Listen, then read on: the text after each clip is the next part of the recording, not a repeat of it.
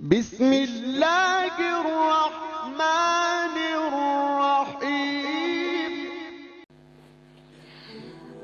السلام علیکم ورحمۃ اللہ وبرکاتہ۔ امید کرتی ہوں آپ سب خیریت سے ہوں گے۔ میری آپ سب کے لیے یہ دعا ہے کہ آپ لوگ جہاں رہیں آباد رہیں، خوش رہیں۔ اللہ رب العزت آپ کی چھوٹی موٹی ہر پریشانی کو دور فرما دے اور آپ کی اللہ رب العزت تمام حاجتوں کو، جو آپ کی جائز جتنی حاجتیں ہیں ان کو پورا فرما دے، آمین ثم آمین۔ اور جب سے میں لوگوں کو اس طرح وظائف دینے شروع کیے ہیں تو بہت سارے لوگوں کے ساتھ جب میری بات چیت ہوتی ہے تو بہت یہ بات بہت زیادہ علم میں آ رہی ہے کہ لوگ بہت زیادہ مسئلے مسائل میں گھرے ہوئے، لیکن یہ ہے کہ وہ اللہ سے رجوع کرنے کے بجائے، اللہ کی رسی کو پکڑنے کے بجائے وہ پیروں کے پاس، کاملوں کے پاس، ایسے لوگوں کے پاس جاتے ہیں کہ جو ان کو یعنی کہ خراب کر رہے ہوتے ہیں، ان کا ٹائم برباد کر رہے ہوتے ہیں، ان سے پیسہ لے رہے ہوتے ہیں، یعنی ان کا منی ویسٹ کا بھی ہوتا ہے، ٹائم ویسٹ کا بھی ہوتا ہے، اور ایک سب سے بڑی بات یہ ہے کہ گناہ بھی ہوتا ہے کہ اگر ہم اللہ کو چھوڑ کے اور غیر اللہ کی طرف ہم رجوع کر رہے ہوتے ہیں۔ تو میری آپ سب سے یہ درخواست ہے، التماس ہے کہ آپ سب کو جب بھی کوئی بھی مسئلہ ہو تو قرآن کے اندر اللہ رب العزت نے ہر مسئلے کا حل فرمایا ہوا ہے، ہر بیماری کی شفا فرمائی ہوئی ہے، یعنی کہ کون سا ایسا مسئلہ ہے، کون سی ایسی بیماری ہے کہ جس کا حل قرآن پاک کے اندر موجود نہ ہو۔ خواہ آپ کا رزق روزی کا مسئلہ ہے، خواہ آپ کے کاروبار کا مسئلہ ہے، خواہ آپ کی بچیوں کے رشتوں کے مسئلے ہیں، خواہ آپ کے دشمن کا مسئلہ ہے، کسی بھی قسم کا کوئی بھی مسئلہ ہے، تو تمام مسائل کا حل اللہ رب العزت نے قرآن کے اندر رکھا ہوا ہے۔ تو خدارہ ادھر ادھر جانے کے بجائے آپ لوگ ایک چھوٹا سا کام ہوتا ہے کہ آپ نے اللہ کی رسی کو مضبوطی سے تھامنا ہوتا ہے، تو یہ کوئی اتنی بڑی بات نہیں ہے، اور اس کے صرف اور صرف فوائد ہی فوائد ہیں، بلکہ وقت کے ساتھ ساتھ آپ کو مزید فوائد اس کے ملتے ہیں۔ نہ صرف اس کام کا فائدہ آپ کو مل رہا ہوتا ہے جو آپ کر رہے ہوتے ہو، بلکہ اس کے علاوہ بھی اور بہت سارے فوائد آپ کو مل رہے ہوتے ہیں، کیونکہ آپ اللہ کی کلام پڑھ رہے ہوتے ہو، آپ اللہ پہ یقین کر رہے ہوتے ہو، آپ اللہ سے مانگ رہے ہوتے ہو، تو ظاہر ہے کہ اللہ کو بھی تو آپ پہ پیار آ رہا ہوتا ہے کہ آپ اس سے مانگ رہے ہوتے ہو۔ تو کوشش نہیں بلکہ آپ لوگ پکا وعدہ کریں اور اس ہی چیز پہ قائم رہیں کہ آپ نے صرف اور صرف اللہ رب العزت سے ہی مانگنا ہے۔ ابھی آپ کو میں ایک چھوٹی سی مثال دیتی ہوں، ایک چھوٹی سی بات آپ کو کہنا چاہتی ہوں۔ فار ایگزامپل، اگر ہم لوگوں نے کسی بڑے آدمی سے ملاقات کرنا ہوتا ہے، کوئی VIP پرسنالٹی ہوتی ہے، تو ہم اس کے لیے پہلے ہمیں اس سے اپائنٹمنٹ لینا ہوتا ہے، وہ ہمیں اس کی مرضی ہے وہ دے نہ دے، لیکن جب وہ دے دیتے ہیں تو ہم اس کے جو ویٹنگ ایریا ہوتا ہے وہاں پہ ہم بیٹھ کے کتنا لمبا ویٹ کرتے ہیں، اور اس کے بعد جب ہم اس کے سامنے جاتے ہیں، اس کے حضور پیش ہوتے ہیں، تو ہم ایسے پیش ہوتے ہیں کہ ہمیں ڈر لگ رہا ہوتا ہے، اس سے ہم اپنی بات کو اس سے کرتے ہوئے ہیزیٹیشن فیل کر رہے ہوتے ہیں، ہم کھل کے اس کو اپنا مدعا بیان نہیں کر سکتے، ہم اس کو اپنا مسئلہ نہیں بیان کر سکتے، اور جب اگر ہم وداؤٹ اینی ہیزیٹیشن کے ہم جب اس کو اپنا میسج کنوے کر دیتے ہیں، بیان کر دیتے ہیں، تو اس کے بعد ایسا ہوتا ہے کہ اب اس کی مرضی ہوتی ہے کہ وہ ہمارا مسئلہ سن کے اس کا حل کرتا ہے یا نہیں کرتا، یا وہ ہمیں نیکسٹ ٹائم کہتا ہے کہ اب آپ جاؤ واپس فلانے ٹائم پہ آ جاؤ، یا اس طرح کر کے۔ لیکن اللہ رب العزت کے آگے آپ کو کوئی بھی مسئلہ ہوتا ہے، آپ کا اتنا آسان ترین طریقہ ہے، بس آپ لوگ وضو کرو اور 2 رکعت صلاۃ حاجت کے نفل پڑھو، اور اللہ رب العزت سے گڑ گڑا کے دل سے، وثوق سے، یقین سے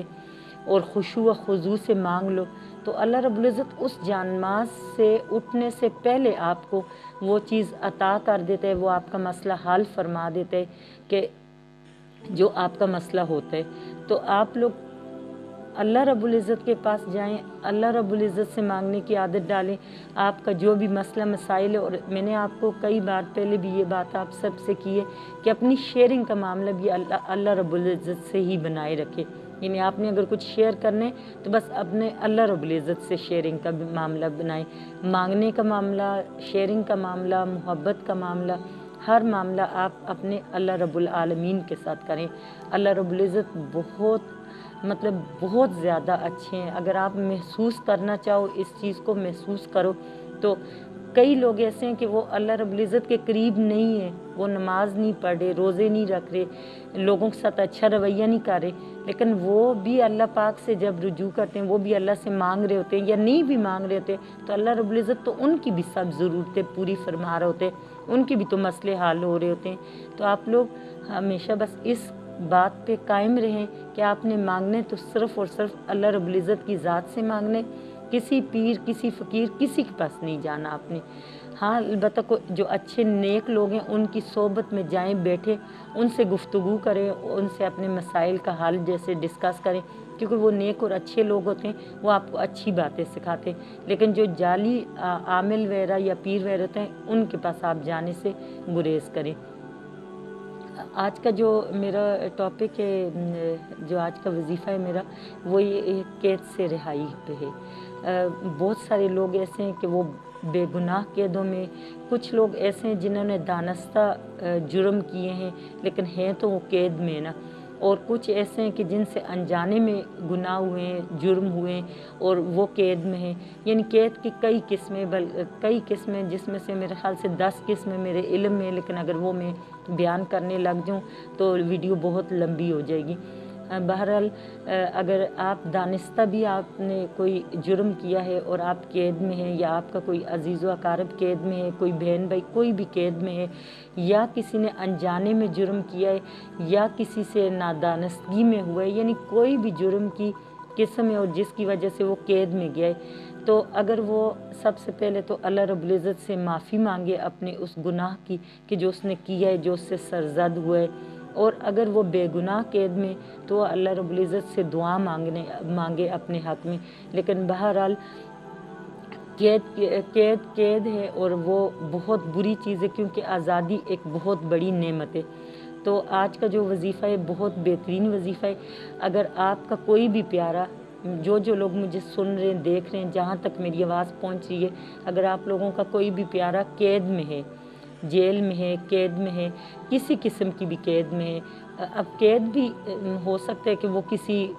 جیسے جاگیردار وغیرہ اس کی قید میں ہو، جو ہماری پاکستان میں جیلیں بنی ہوئی ہیں اس قید میں ہو، یعنی کسی قسم کی قید ہو کہ جس میں اس کو آزادی نہ ہو، وہ باہر کی دنیا گھوم پھر نہیں سکتا، آزادانہ طریقے سے نہیں نکل سکتا گھر سے، اس کو قید کہا جاتا ہے۔ تو اس قید کے لیے ایک بہت مجرب وظیفہ ہے۔ آپ نے جو بندہ قیدی ہوگا اس کو یہ وظیفہ بتانا ہے کہ سورہ مزمل جو ہے، سورہ مزمل کی آیت نمبر 10 کو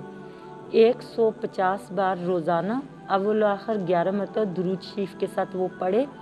اور پھر اول آخر درود شریف کے ساتھ ہی دعا کرے خشوع و خضوع سے، اور اپنی رہائی کے لیے مانگے، اللہ رب العزت سے دعا کرے اپنے لیے، اپنے حق میں۔ اور کوشش یہ ہے کہ ویسے یہ وظیفہ اسی شخص کے لیے جو قید کے اندر ہوگا، البتہ اگر کچھ ایسی وجوہات ہیں کہ وہ خود نہیں کر پاتا تو تب پھر اس کے گھر والے بھی کر لیں، اللہ رب العزت سننے والی ذات ہے۔ ایک دفعہ پھر سے اپنا وظیفہ ریپیٹ کر دوں کہ سورہ مزمل کی آیت نمبر 10 کو 150 بار اول آخر 11 مرتبہ درود شریف کے ساتھ پڑھنا ہے، اور انشاءاللہ یہ آپ لوگوں نے جو قیدی ہوگا وہ 41 دن کی نیت سے پڑھے۔ 41 دن میں اگر اس کی رہائی ہو جاتی ہے تو ٹھیک ہے، اگر نہیں ہوتی پھر دوبارہ 41 دن کا پڑھے، پھر نہیں ہوتی تو پھر تیسری دفعہ پڑھے۔ پہلے تو آپ کا پہلی 41 دن میں ہی اس کی رہائی انشاءاللہ اللہ کے حکم سے ہو جائے گی، اگر نہ ہوئی تو دوسرا 41 دن کا وہ پورا کرے گا تو انشاءاللہ لازمی ہوگا، ورنہ تیسرے میں ہر حال میں اس کی رہائی ہوگی۔ بہت مجرب، بہت بہترین وظیفہ ہے۔ امید کرتی ہوں آج کا وظیفہ آپ لوگوں کو پسند آیا ہوگا۔ اب ہم چلتے ہیں کہ جو اکثر لوگوں کو ہیئر فال کا اور ہیئر گروتھ دونوں کا مسئلہ ہے، اور وہ بہت کامن سا ایک مسئلہ ہے، ہمارے ارد گرد ہر ایک کو تقریباً یہ مسئلہ ہے کہ اس کا ہیئر فال بھی بہت ہو رہا ہے اور ہیئر گروتھ بھی اس کی بالکل نہیں ہے۔ تو اس کے لیے بہت آسان اور بہت بہترین ٹوٹکا ہے کہ آپ دیسی گھی لے لیں، اب چاہے آپ وہ 1 کپ لیتے ہیں، 2 کپ لیتے ہیں، مطلب جتنا اب آپ کی توفیق ہے، اس کے اندر آپ نے حسب ضرورت ایلو ویرا مطلب کہ ایک چھوٹی سی ٹینی لے لیں، لیکن جو جیل سے بھرپور ہو، اس کو آپ نے ایسے کاٹنے، چھلکوں سمیت اس کو کاٹنا ہے، اسکوائر میں آپ کاٹ لیں، لمبائی میں کاٹ لیں، جیسے آپ کا دل کرے۔ اور 8 سے 10 بادام آپ نے لینے، 1 کپ گھی ہوگا دیسی، تو اس میں آپ نے 8 بادام لینے، 1 چھوٹی ٹینی لینی ہے، اور اگر 2 کپ دیسی گھی ہوگا تو آپ اس میں 10 سے 12 بادام لیں گے آپ، اور ساتھ میں آپ یہ ایلو ویرا جیل تھوڑا سا بڑی والی ٹینی لیں گے۔ آپ اس کو کاٹ کے اس میں گھی جب گرم ہو جائے گا دیسی گھی تو اس میں آپ یہ ڈالو گے، اور آپ اس کو اتنا پکاؤ گے کہ وہ اس کے اندر جیسے جل سا جائے گا، یعنی خوب پک جائیے۔ پکنے کے بعد پھر آپ اس گھی کو ٹھنڈا کریں گے، اور یہ چیزیں آپ کی مرضی، آپ بیچ میں رہنے دیں، نہیں تو آپ نکال بھی سکتے ہیں۔ اور اس آئل کو آپ نے بند جار میں ڈال کے اس کو آپ صبح و شام اس کے ساتھ آپ اپنے جو روٹس ہیں بالوں کی، وہاں پہ آپ اس کا اچھے سے مساج کریں، اور مساج کرنے کے بعد اس کو آپ کم از کم 2-3 گھنٹے اپنے بالوں پہ لگا رہنے دیں، اور اس کے بعد آپ اس کو واش کریں۔ اور جب آپ اس کا مساج کریں گے تو مساج آپ نے بہت اچھے سے کرنے، کن پٹیوں پہ اور جو اوپر چوٹی ہوتی ہے بالوں کی، ان 2 جگہوں پہ، یہ پوائنٹس جو ہے ان پہ لازمی آپ نے صحیح سے آپ نے مساج کرنے۔ امید کرتی ہوں آج کا ٹوٹکا، آج کا وظیفہ، دونوں چیزیں آپ کو پسند آئی ہوں گی۔ ڈھیر ساری دعاؤں میں یاد رکھیے گا، اپنا بہت زیادہ خیال رکھیے گا۔ اللہ حافظ۔